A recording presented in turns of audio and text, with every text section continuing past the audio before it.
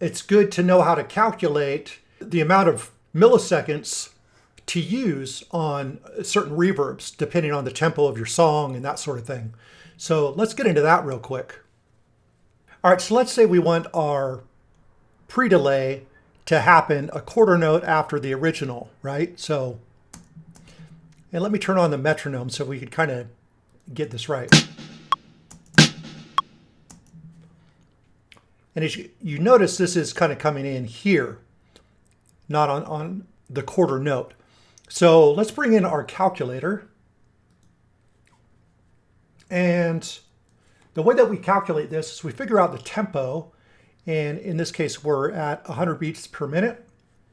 So we start with 60,000.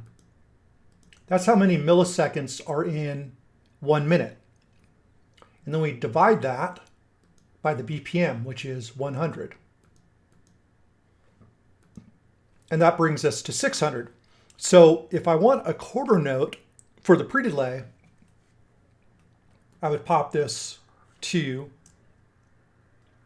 600 milliseconds. And now it should be pretty right on with the metronome. Like so.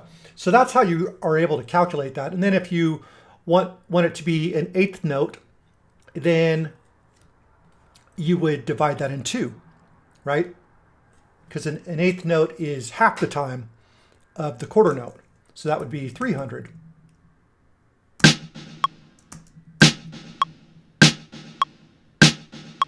Like so. If we want a 16th note, we would divide that once again, 150.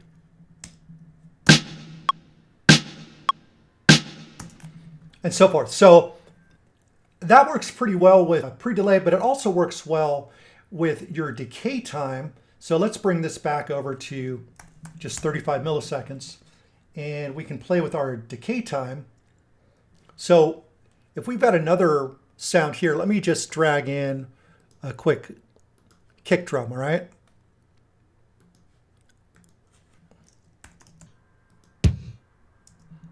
We'll just pop that there. So we want this to fade out before the kick hits.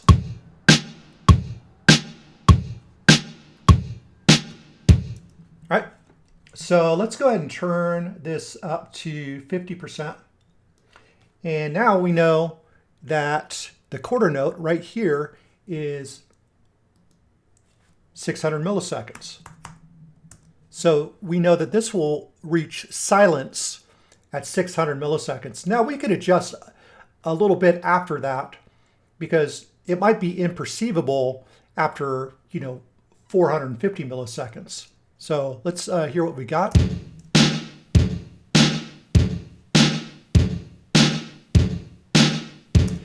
But it makes sure that enough time is left in between so that this transient is going to be clean.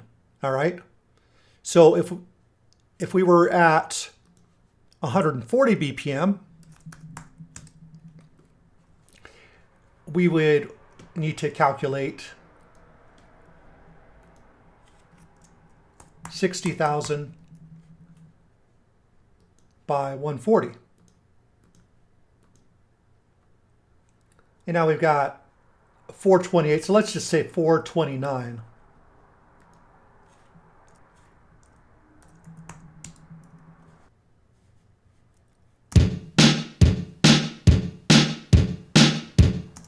And maybe you want even a little bit more space, so we could just say, let's say 400. And that makes sure that not only is the next drum clean, but we can also kind of create a little bit of a reverb groove by how long that carries through. So it's important to know how to calculate your decay and pre-delay times.